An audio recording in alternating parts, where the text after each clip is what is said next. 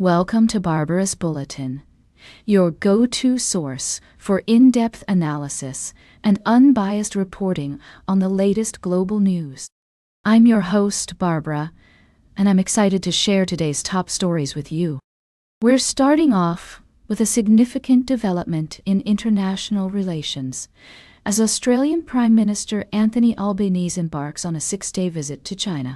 This trip marks Albanese's second official visit to China since his re-election in May and is seen as an effort to strengthen ties between Canberra and Beijing.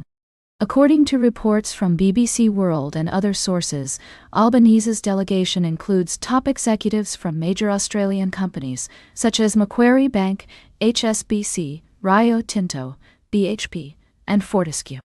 The Prime Minister has stated that his government will continue to cooperate with China where possible, disagree where necessary, and engage in their national interests. The visit comes at a time when Australia and China have been navigating complex trade relationships, with China accounting for nearly a third of Australia's total trade. Albanese has emphasized the importance of this relationship, saying it means jobs in Australia. However, the trip is not without its challenges. Analysts note that Washington may not be pleased with Albanese's visit, given the current tensions between the U.S. and China. Additionally, there are concerns about China's military buildup in the Pacific and its actions in the South China Sea. Despite these challenges, experts believe that the visit signals a stabilization of ties between Australia and China. As James Lawrenson, director of the Australia-China Relations Institute, notes, both sides recognize their differences. Agree those differences should not define the relationship. We'll continue to monitor this developing story and provide updates as more information becomes available.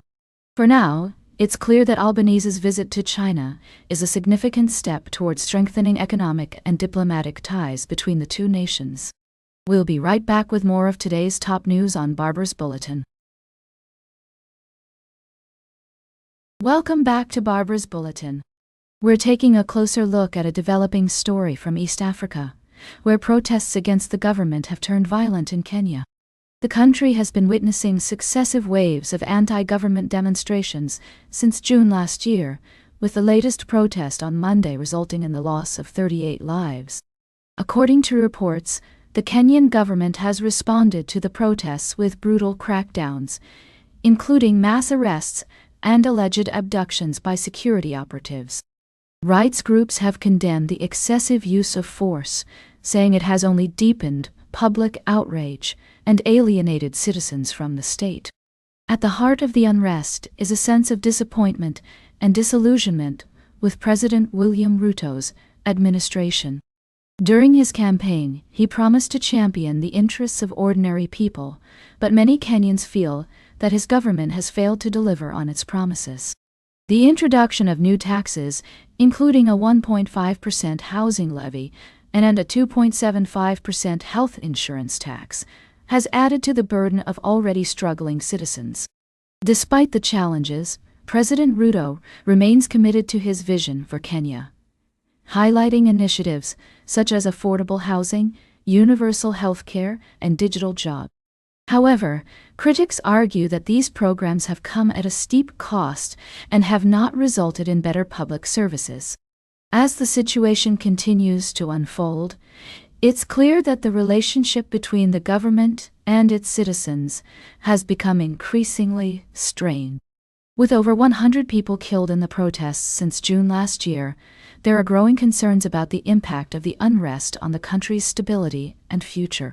We'll continue to monitor the developments in Kenya and bring you updates as more information becomes available. For now, it's essential to acknowledge the complexities of this issue and the need for a nuanced approach that addresses the concerns of all parties involved. Stay tuned for our final story of the day, right here on Barbarous Bulletin.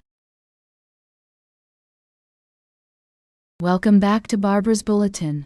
We're wrapping up today's show with a look at some of the latest developments in international relations. As we've been following the ongoing conflict between Russia and Ukraine, it seems that tensions are still running high.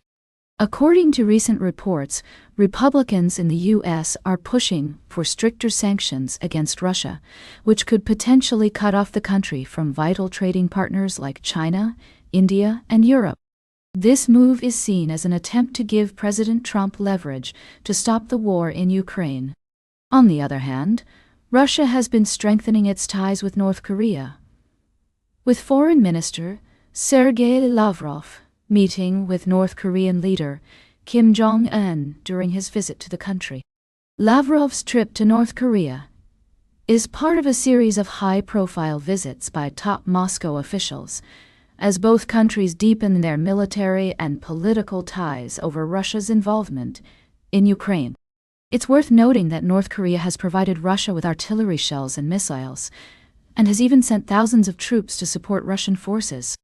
As the situation continues to unfold, it's essential to consider the complexities of international relations and the various factors at play.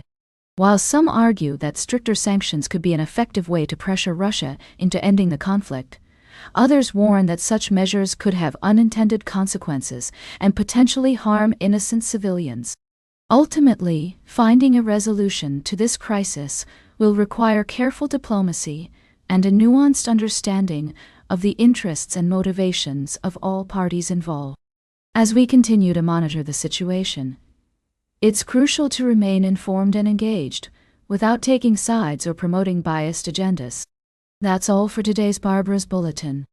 Remember to like, share, and subscribe. And until next time, stay engaged.